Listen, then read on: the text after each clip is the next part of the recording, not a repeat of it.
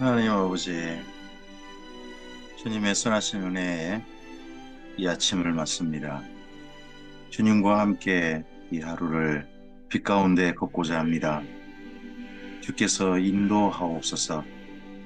특별히 말씀이 우리의 가슴에 들려져서 말씀이 우리 길에 등불이 되게 하옵소서.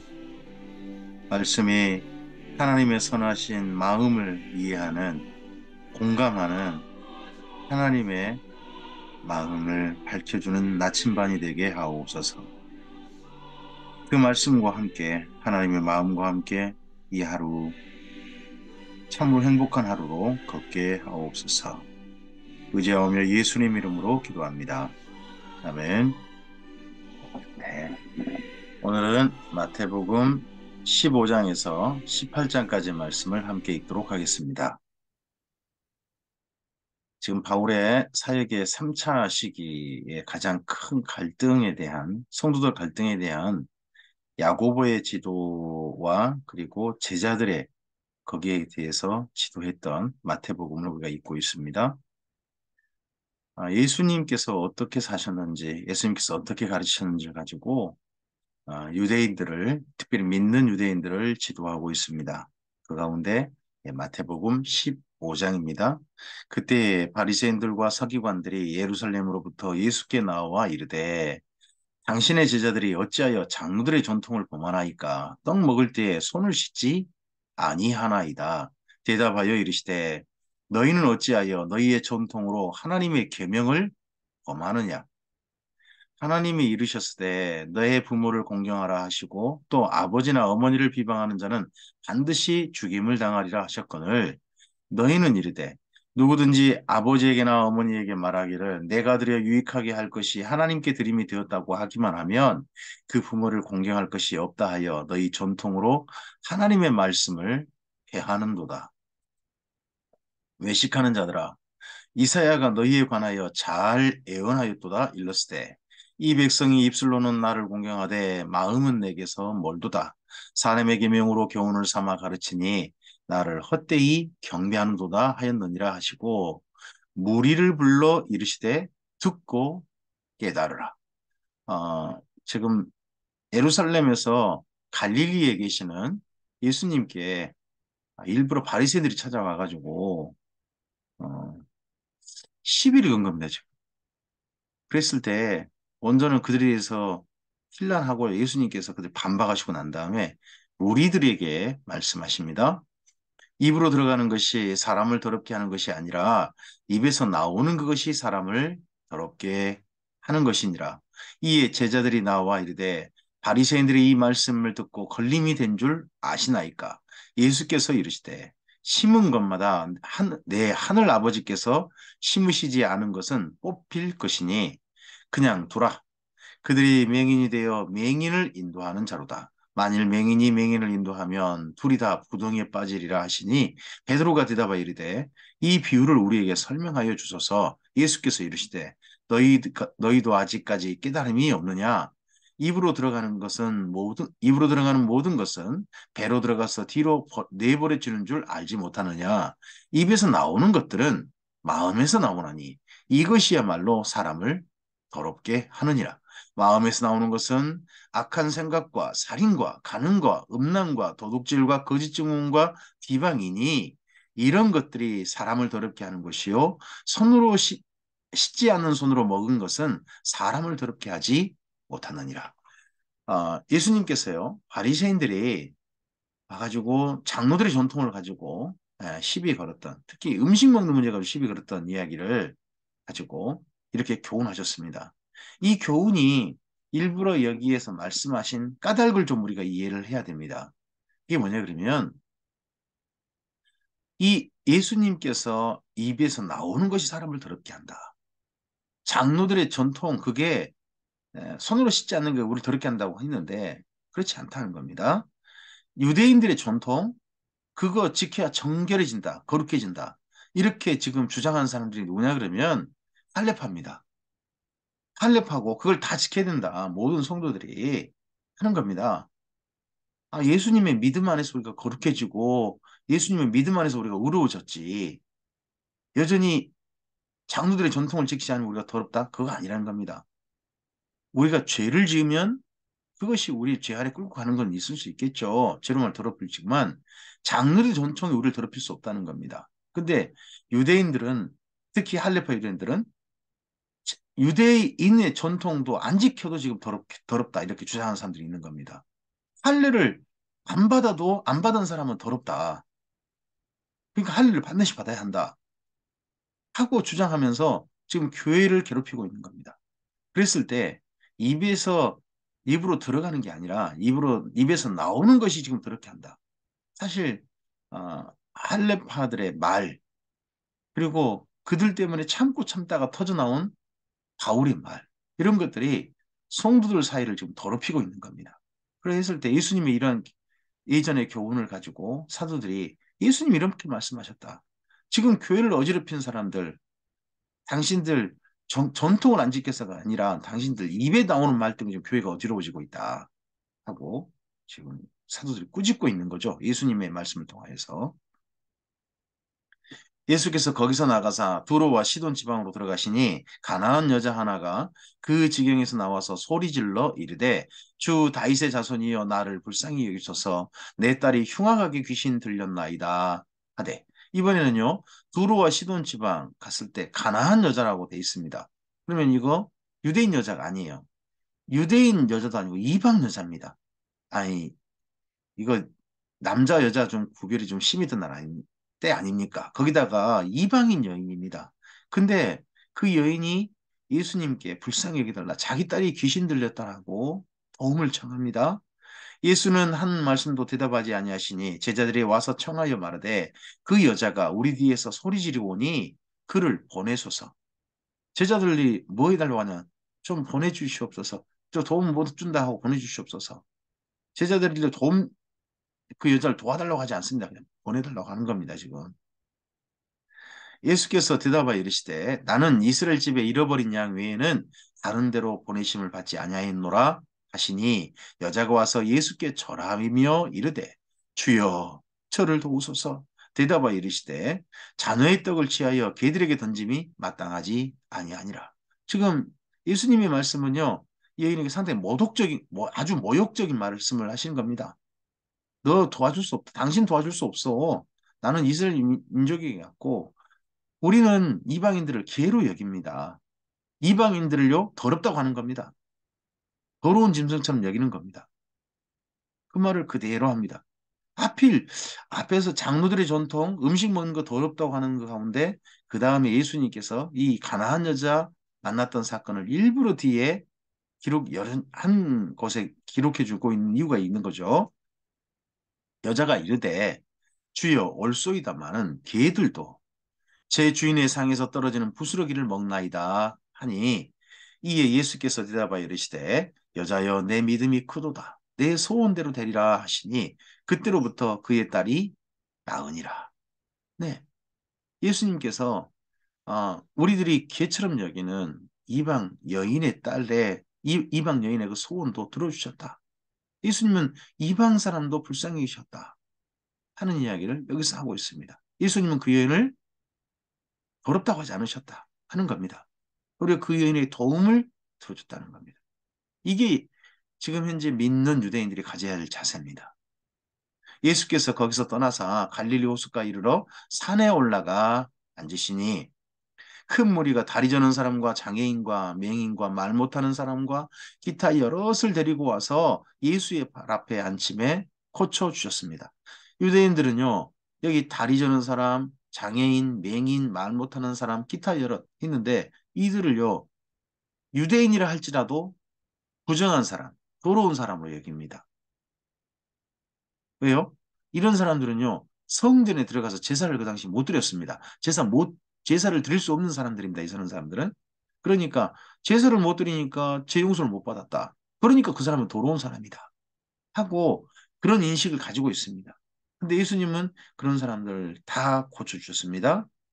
말 못하는 사람이 말하고 장애인이 운전하게 되고 다리 저는 사람이 걸으며 맹인이 보는 것을 무리가 보고 놀랍게 여겨 이스라엘 하나님께 영광을 돌리니라.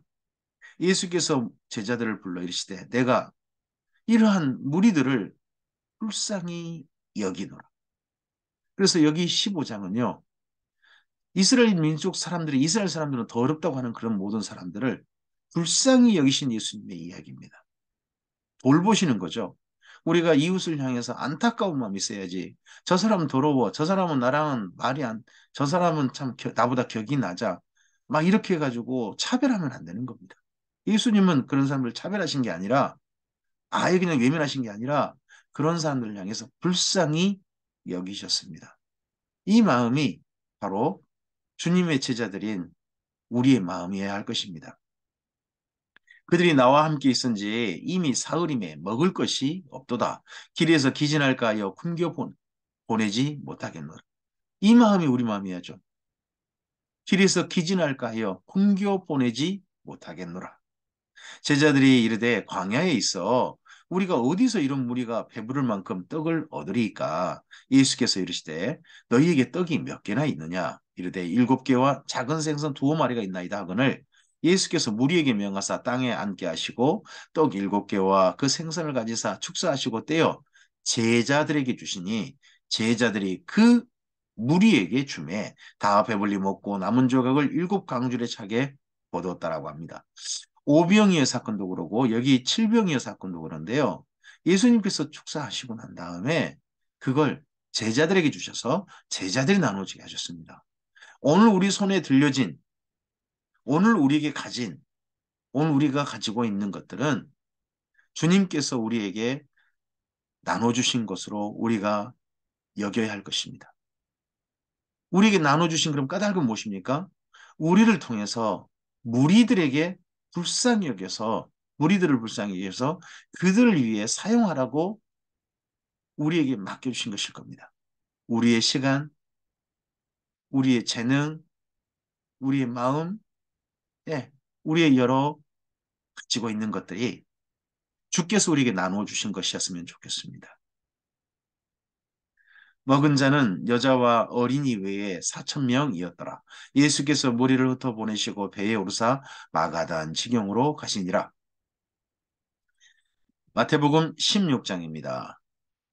바리새인과 사두개인들이 와서 예수를 시험하여 하늘로부터 오는 표적 보이기를 청하니 이번에는 마가단 지방을 왔는데 바리새인만 온 게 아니라 이번에는 사두개인까지 또 함께 왔습니다. 그래서 예수님이 예루살렘 가지도 않았는데 갈릴리에 여전히 계시는데 그곳에 자꾸 이들이 찾아와서 예수님을 시험하고 합니다. 하늘로부터 오는 표적을. 아니 지금 병든 자를 고치고 귀신들을 쫓아내시고 네 칠병이요 오병이요 사건이 있고 하는데 이들은 다른 기적을 보여달라는 겁니다. 자꾸 더 하는 겁니다. 하나님께서 우리에게 베풀어 주신 은혜와 선물은요. 오늘 우리에게 주신 것이 가장 최고의 아름다운 선물들 아니겠습니까? 그래야 되는데 우린 자꾸 더 하는 그런 습성이 있죠. 예수께서 대답하여 이르시되 너희가 저녁에 하늘이 붉으면 날이 좋겠다 하고 아침에 하늘이 붉으면 하늘이 붉고리면 오늘은 날이 굳겠다 하나니 너희가 날씨는 분별할 줄 알면서 시대의 표적은 분별할 수 없느냐 악하고 음란한 세대가 표적을 구하나 요나의 표적밖에는 보여줄 표적이 없느니라 하시고 그들을 떠나시니라. 예수님께서 무리들을 떠나가신 적 없습니다. 자기에게 오는 무리들은 다 맞으셔서 그들과 만나시고 그들을 안타까이 여기시고 불쌍히 여기시고 그들을 돌보셨습니다. 그러나 여기 바리새인과 사두개인들은 만나고 난 다음에 예수님께서 그들을 떠나버리십니다.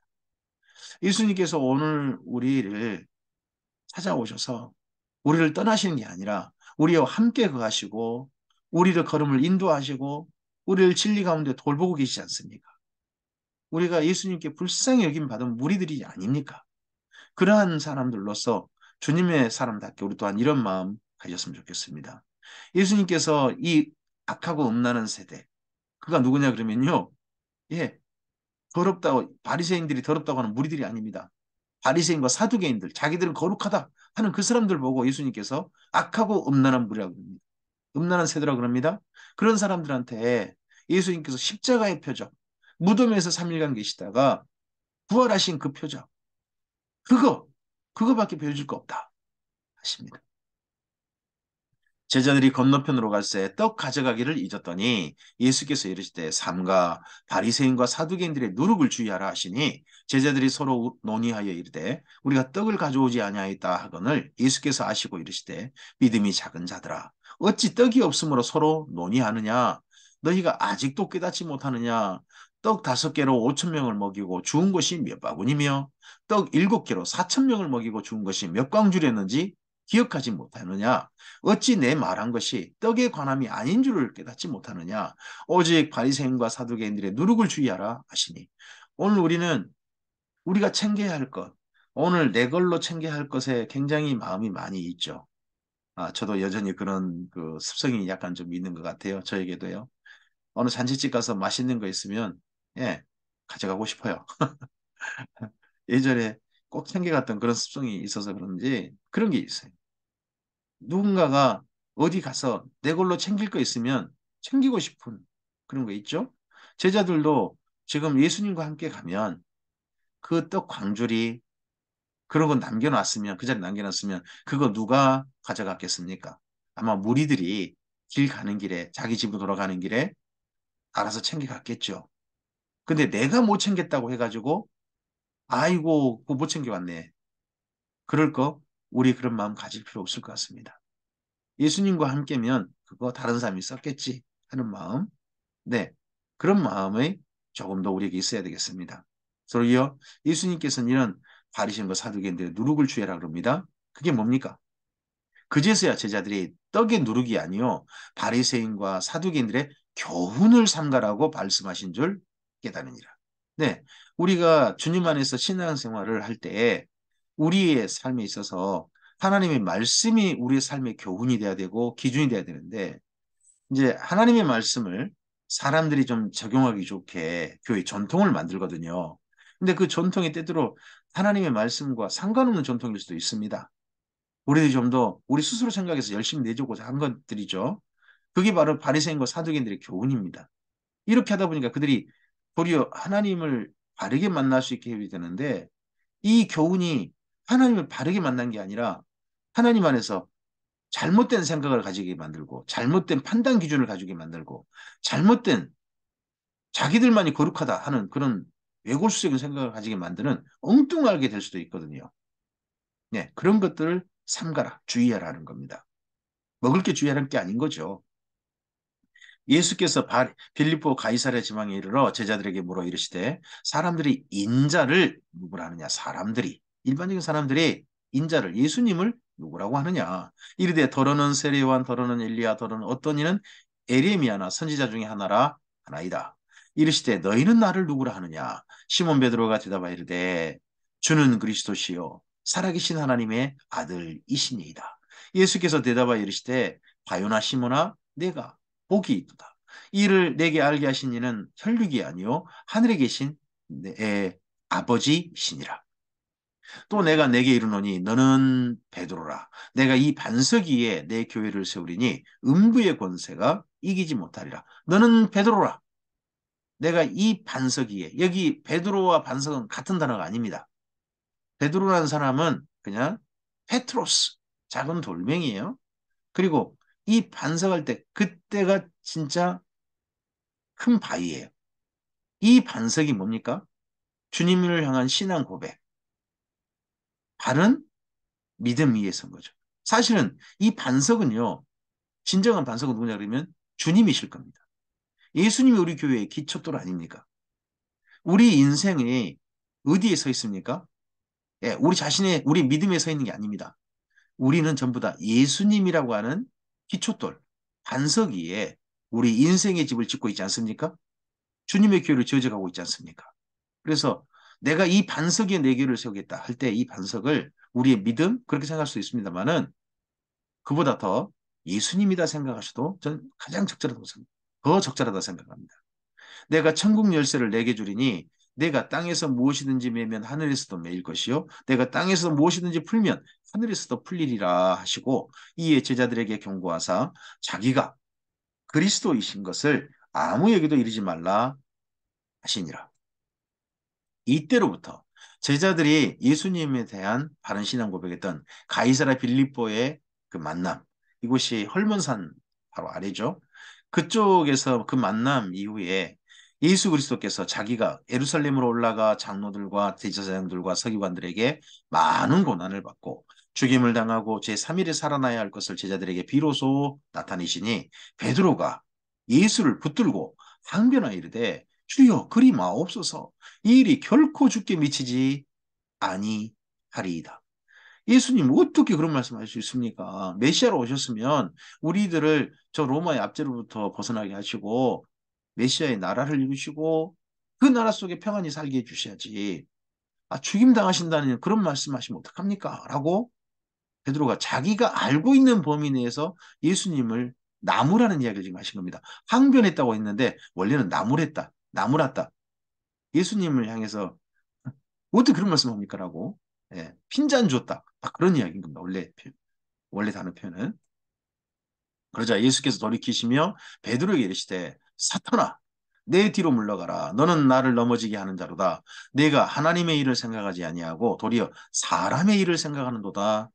하시고 이에 예수께서 제자들에게 이르시되 누구든지 나를 따라오려거든 자기를 부인하고 자기 십자가를 지고 나를 따를 것이니라.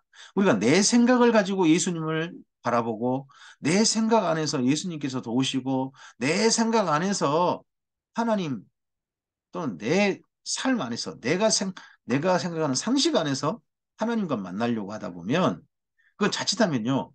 내가 예수님을 따라가는 삶이 아니라 예수님이 나에게 맞추시는 그런 삶을 내가 요구하는 것이 될 수도 있습니다. 내가 예수님을 따라가야지. 예수님 보러 예수님께 나한테 맞추라 하는 그렇게 하면 큰 문제가 될 수 있잖아요. 그래서 예수님께서 예수님을 따라가는 걸음은 자기를 부인하는 게 필요하다고 말씀합니다. 내 생각, 베드로의 생각은 메시아는 이 땅에 와서 죽는 분이 아니라 메시아는 이 땅에 와가지고 예, 나라를 이루고 그 나라에서 이스라엘 민족을 살리시는 그런 분이 한다는 생각을 가지고 있습니다. 그러다 보니까 예수님께서 죽으시고 3일 만에 다시 살으신 이런 이야기를 했을 때 베드로가 받아들이지 않는 거죠. 내 생각인 그거 어떻게 이렇게 하는 겁니다. 그랬을 때 그러지 마라.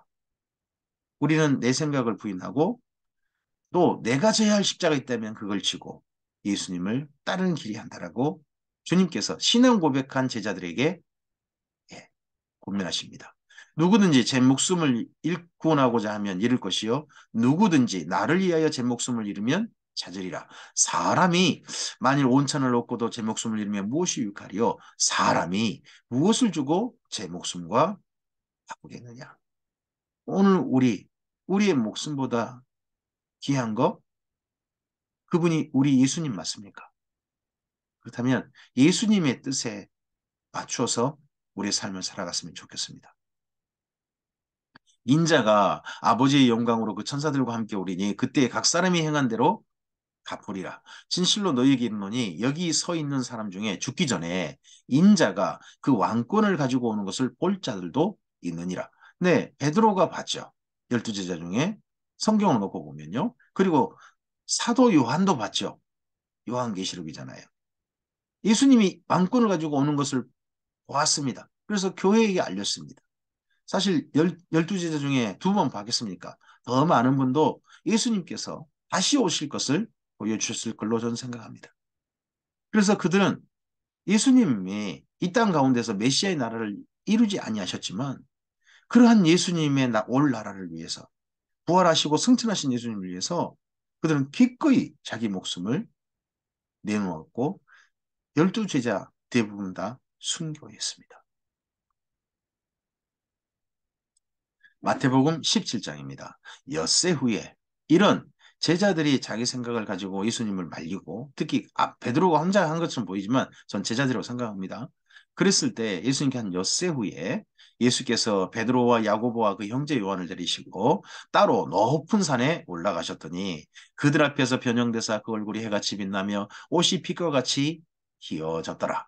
그때에 모세와 엘리야가 예수와 더불어 말하는 것이 그들에게 보이거늘 베드로가 예수께 여쭈어 이르되 주여 우리가 여기 있는 것이 좋사오니 만일 주께서 원하시면 내가 여기서 초막 셋을 짓되 하나는 주님을 위하여 하나는 모세를 위하여 하나는 엘리야를 위하여 하리이다. 예수님을 향해서 주님 주님이라고 계속 부르죠. 네. 이런 고백이, 이런 그 진정한, 그, 어떻게 보면 예수님을 향한 표현들이 이제 자연스러워진, 정말 가이사랴 빌립보 이후에 너무나 자연스러워진 그런 베드로인 게 보이죠? 제자들인 게 보입니다.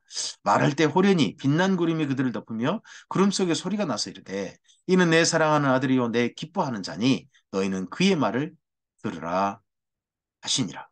하나님께서 네, 말씀하셨습니다. 내 사랑하는 아들이요 내 기뻐하는 자니 너희는 그의 말을 들으라. 이 말씀과 비슷한 말씀이 언제 들려졌습니까? 예수님께서 세례 받으실 때 들려졌습니다. 그럼 다시 또 여기에 또 한 번 이번엔 제자들에게만 들려집니다. 예수님께서 이 땅에 공생을 시작하실 때, 그리고 이제 공생애를 마무리하고 영원한 주님으로 우리 가운데 고백 받으시고 또한 그런 주님을 우리 가운데 거하실 그 예수님께 하나님 아버지께서 이렇게 말씀하셨습니다. 우리더러 들으라고 말씀하셨습니다. 이는 내 사랑하는 아들이요 내 기뻐하는 자니 너희는 그의 말을 들으라. 아멘이십니까? 제자들이 듣고 엎드려 심히 두려워하니 예수께 나와 그들에게 손을 대시며 이르시되 일어나라 두려워하지 말라 하시니 제자들이 눈을 들고 보매 오직 예수 외에는 아무도 보이지 아니하더라. 모세도 엘리야도 보이지 않습니다. 오직 예수님만 보입니다. 우리는 예수님의 말씀만 진실하게 따라가면 됩니다. 더 이상 그 누구의 말도 예수님 말씀 외에는 더 우선될 수 없습니다. 이 말씀이 할레파하고 바울파에게도 적용될 겁니다. 바울은 오직 예수님의 말씀만 따르고자 합니다. 근데 할레파들은 예수님 말씀 따라야지. 근데 장로들 전통도 중요해. 성경 말씀이잖아. 장로들의 전통이 성경 말씀일 수 없습니다. 성경 말씀을 해석한 거죠. 물론 할례가 구약 성경에 있습니다. 그러나 예수님께서 예수님을 믿음으로 말고 구원받는다 그랬지 예수님께서 너희가 유대인 되어야 구원이 있다. 그렇게 말씀하신 적이 없잖아요. 이방인도 사랑하셨고 이방인들에게도 구원을 베푸셨잖아요. 그렇다면 그러한 예수님 외에는 우리에게 보이는 게 없어야 합니다. 예수님만이 우리의 기준이십니다. 그들이 산에서 내려올 때 예수께서 명하여 이르시되 인자가 죽은 자 가운데서 살아나기 전에는 본 것을 아무에게도 이르지 말라 하시니 제자들이 물어 이르되 그러면 어찌하여 서기관들이 엘리야가 먼저 와야 하리까 하나이까 예수께서 대답하여 이르시되 엘리야가 과연 먼저 와서 모든 일을 회복하리라. 사실은 회복했어요 이미요. 내가 너희에게 말하노니 엘리야가 이미 왔으되 사람들이 알지 못하고 임의로 되어야 했도다. 인자도 이와 같이 그들에게 고난을 받으리라 하시니 이 그들이 누굽니까? 서기관들이죠. 바리새인들 그리고 사두개인들. 그중에서 세례 요한을 배척했던 사람이 바로 대표적인 사람들이 사두개인들이 아니라 바리새인들이라는 겁니다. 그때서야 제자들이 예수께서 말씀하신 것이 세례 요한인 줄 깨달으니라. 세례 요한 먼저 왔잖아요. 그들이 무리에게 이르매 한 사람이 예수께 와서 꿇어 엎드려 이르되 주여 내 아들을 불쌍히 여기셔서 그가 간질로 심히 고생하여 자주 불에도 넘어지며 물에도 넘어지는지라 내가 주의 제자 데리고 왔으나 능히 고치지 못하더이다. 예수께서 대답하여 이르시되 믿음이 없고 패역한 세대여 내가 얼마나 너희와 함께 있으며 얼마나 너희에게 참으리요 그를 내게로 데려오라 하시니라.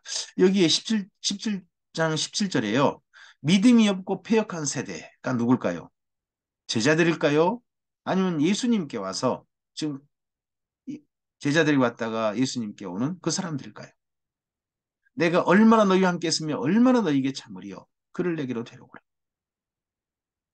이 사람이 제자들일까요? 아니면 무리들일까요? 생각을 좀 해보시고 글을 좀 더 봤으면 좋겠습니다. 이에 예수께서 꾸짖으시고 귀신이 나가고 아이가 그때부터 나으니라. 이때에 제자들이 조용히 예수께 나와 이르되 우리는 어찌하여 쫓아내지 못하였나이까? 이르되 너희 믿음이 작은 까닭이니라. 제자들은 어떤 사람들입니까? 믿음이 작은 까닭이다. 진실로 너희에게 이르노니 만일 너희에게 믿음이 겨자씨 하나만큼만 있어도 이 산을 명하여 여기서 저기로 옮겨지라 하면 옮겨질 것이요 또 너희가 못할 것이 없으리라. 우리가 오늘 주님의 사람으로서 이웃을 돌봐야 할 일들이 있다면 주께서 허락하신 믿음을 가지고 한다면 그 일을 통하여서 주님의 역사가 나타날 것입니다. 우리는 믿음의 역사란 말을 믿습니다. 우리가 믿음으로 행하는 일 가운데 하나님께서 도우시고 그 일 가운데 함께 일하신다는 뜻입니다. 그 말씀이 그러한 성경의 표현이 바로 내 삶에 실질적으로 나타나는 오늘 우리의 삶인 것을 우리 믿고 걸어갑니다. 오늘 우리에게 믿음이 있습니까? 그 믿음을 따라 걸어가는 곳에 하나님의 도우심이, 예수님의 도우심이 함께 하시기를, 주님의 아름다운 일들이, 주님으로 말미암아 나타나는 그 기적들이 나타나기를 바랍니다. 갈릴리에 모일 때에 예수께서 제자들에게 이르시되 인자가 장차 사람들의 손에 넘겨져 죽임을 당하고 제3일에 살아나리라 하시니, 다시 한번 예수님께서 죽임당하고 제3일에 살아날 걸 말씀하십니다. 제자들이 매우 근심하더라. 제자들이 이런 말씀을 듣고 내가 자기를 부인하고 십자가를 지고 따라가야 되겠, 내 십자가를 지고 따라가야겠다 하신 게 아니라 근심하더라. 가버나움에 이르니 반세기를 받은 자들이 베드로에게 나와 이르되 너의 선생은 반세기를 내지 아니하느냐, 이르되 내신다 하고 집에 들어가니 예수께서 먼저 이르시되 시몬아, 내 생각은 어떠하냐? 세상 임금들이 누구에게 관세와 국세를 받느냐? 자기 아들에게냐 타인에게냐? 베드로가 이르되 타인에게니이다. 예수께서 이르시되 그렇다면 아들들은 세를 면하리라. 그러나 우리가 그들이 실족하지 않게 하기 위하여 내가 바다에 가서 낚시를 던져 먼저 오르는 고기를 가져 입을 열면 돈 한 세기를 얻을 것이니 가져다가 나와 너를 위하여 주라 하시니라. 이 일은 베드로가 특별히 경험한 사건이겠죠. 네. 또 제자들도 마태가 그 전에 세리였잖아요. 세금 거두는 일을 했던 사람, 반세기를 거두는 사람. 이 반세기를 거두는 게 무슨 일이었을까? 어떤 분은 성전세라고 그러기도 합니다. 세겔이란 말이 붙었으니까 성전세라고 그렇게 이해한 경우도 있습니다. 근데 이거 세겔이란 말은 여기서는 그 유대인들이 이해하기 쉽도록 세겔을 한 거고, 실질로는 네, 로마에 바치는 인두세였다, 그렇게 말하는 분도 있습니다. 그건 뭐 각자 해석의 차이인 것 같습니다. 근데 그러한 것이 예수님께서 제자들에게 걸림이 되지 않기 원하셨습니다. 그거 내라 하신 겁니다. 세금은, 이 나라 국가에 내라고 하는 세금은 내라 하는 것이 나중에 바울의 말이기도 하죠. 바울의 말이기도. 그래서 예수님의 이런 말씀을 통해서 가이사의 것은 가이사에게, 하나님의 것은 하나님에게, 예, 그러한 성전의 벽에 붙여 있다고 하는 그 말씀 그대로 예수님은 이렇게 좀 더 자유로우셨습니다. 마태복음 18장입니다. 그때 제자들이 예수께 나와 이르되 천국에서는 누가 크니까? 지금 하나님의 나라에서 누가 큽니까? 예수님께서 이 땅에서 하나님의 나라를 이룰 거라고 그들은 믿고 있습니다. 예수님은 지금 예루살렘 올라가셔서 죽임 당하시고 제3일 만에 살아나실 것을 이야기하는데 제자들은 자꾸 천국에서 누가 크냐? 이 땅에 천국일 것을 여전히 생각을 가지고 있습니다. 예수께서 아이를 불러, 어린아이를 불러 그들 가운데 세우시고, 그들 가운데, 제자들 가운데 세우시고, 예수님 앞에 세우신 게 아닙니다. 제자들 가운데 세우시고 이르시되 진실로 너희에게 이르노니 너희가 돌이켜 어린아이들과 같이 되지 아니하면 결단코 천국에 들어가지 못하리라. 그러므로 누구든지 이 어린아이와 같이 자기를 낮추는 사람이 천국에서 큰 자니라. 또 누구든지 내 이름으로 이런 어린아이 하나를 영접하면 곧 나를 영접함이니, 누구든지 나를 믿는 이 작은 자 중 하나를 실족하게 하면 차라리 연자맷돌이 그 목에 달려서 깊은 바다에 빠뜨려지는 것이 나으니라. 주의 성도들 가운데 어떤 사람을 실족하게 해가지고 주님의 교회를 떠나게 만들고요, 사탄에게 내어줘 버리면, 어떤 내 잘못 때문에, 그러면 그 사람은 차라리 죽는 게 낫다 하는 정도로 예수님께서 격하게 표현하셨습니다. 실족하게 하는 일들이 있음으로 말미암아 세상에 화가 있도다. 실족하게 하는 일이 없을 수는 없으나 실족하게 하는 그 사람에게는 화가 있도다. 만일 내 손이나 내 발이 너를 범죄하게 하거든 찍어내버려. 이 범죄한 게 뭡니까? 나로 말미암아 누군가가 주님을 떠나게 되는 겁니다. 장애인이나 다리 저는 자로 영생에 들어가는 것이 두 손과 두 발을 가지고 영원한 불에 던져지는 것보다 나으니라. 만일 내 눈이 너를 범죄하게 하거든 너 눈으로 말미암아, 네가 쳐다보는 그 눈짓으로 말미암아 어떤 사람이 상처를 받고 주님을 떠나게 된다면, 실족하게 된다면 떼어내버리라. 한눈으로 영생에 들어가는 것이 두 눈을 가지고 지옥불에 던져지는 것보다 나으니라. 삼가 이 작은 자 중에 하나도 업신여기지 말라. 누군가를 업신여겨서 그 사람이 주님을 떠나게 되는 일이 결코 있어서는 안 된다. 너희에게 말하노니 그들의 천사들이 하늘에서 하늘에 계신 내 아버지의 얼굴을 항상 배우느니라. 지금 바울파를 업신여기는 사람들이 있습니다. 나중에 예수님의 이런 말씀을 통해서 그들에게 경고합니다. 심지어 지금 야고보서에서 읽어보면 바울파 중에 어떤 사람이 바울파를 업신여겼던 바울 일행을 업신여겼던 할례파에 의해 가지고요 억울하게 죽은 모양입니다. 그런 일까지 있습니다. 바울이 격하게 화를 내고 있지 않습니까? 네, 지금 그런 일을 한 거에 대해서 여기 마태복음은 그렇게 실족하게 했던 그 사람들을 향해서 아주 강력하게 경고합니다. 당신 그렇게 하다 지옥 갈 줄 아시오. 그건 하나님의 일이 아니라는 거죠. 성령의 일이 아니라는 거죠. 그건 악령을 따라 하는 일이라는 거죠. 구원받은 자의 일이 아니라는 겁니다. 가짜 신도일 수 있다고 경고하고 있습니다. 너희 생각에는 어떠하냐? 만일 어떤 사람이 양 100마리가 있는데 그 중에 하나가 길을 잃었으면 그 99마리를 산에 두고 가서 길 잃은 양을 찾지 않겠느냐? 진실로 너희에게 이르노니 만일 찾으면 길을 잃지 아니한 99마리보다 이것을 더 기뻐하리라. 이와 같이 이 작은 자 중에 하나라도 잃은 것은 하늘에 계신 너희 아버지의 뜻이 아니니라. 내 형제가 죄를 범하거든 가서 너와 그 사람과만 상대하여 권고하라. 만일 들으면 내가 내 형제를 얻는 것이요. 만일 듣지 않거든 한두 사람을 데리고 가서 두세 증인의 입으로 말미암아 확증하게 하라. 만일 그들의 말도 듣지 않거든 교회에게 말하고 교회의 말도 듣지 않거든 이방인과 세리와 같이 여기라. 이방인과 세리와 이게 지금 유대인들을 향해 썼잖아요. 네. 마태복음은 유대인들을 향해 썼고 유대인들의 언어로 지금 말하고 있습니다. 이걸 이방인과 세리와 같이 여기라 하는 말은 출교라고 합니다. 구원받지 못한 사람을 여겨라 하는 겁니다. 진실로 너희에게 이르노니 무엇이든지 너희가 땅에서 매면 하늘에서도 매일 것이요 무엇이든지 땅에서 풀면 하늘에서도 풀리리라. 진실로 다시 너희에게 이르노니 너희 중에 두 사람이 하늘에서 합심하여 무엇이든지 구하면 두세 사람 아니죠. 두 사람이 합심하여 무엇이든지 구하면 하늘에 계신 내 아버지께서 그들을 위하여 이루게 하시리라. 우리가 주님 안에서 마음을 같이 해서 두 사람이라도 함께 기도한다면 하나님께서 그들을 위하여 이루게 하실 것이다. 아버지께서. 이 말씀을 예수님이 하신 말씀이니까 믿읍시다. 그래서 우리가 함께 기도하는 것을 정말 주님 안에서 기뻐하고 즐거워하고 네, 함께 마음을 같이 하여서 하나님의 선한 일을 위하여서 함께 기도합시다. 두세 사람이 내 이름으로 모인 곳에는 내가 그들 중에 눈이라. 그 두 사람은 기도고요. 두세 사람이 모인 곳, 그것은 주님께서 함께 그들 중에 계십니다. 우리의 모임이 숫자가 많고 적고가 문제가 아니지 않습니까? 우리가 진실로 주님의 사람이라면 주님께서 그 모임 가운데 함께 하십니다. 그때 베드로가 나와 이르되 주여 형제가 내게 죄를 범하면 몇 번이나 용서하여 주리까? 7번까지 하오리까? 예수께서 이르시되 내게 이르노니 7번뿐 아니라 7번을 70번까지라도 할지니라.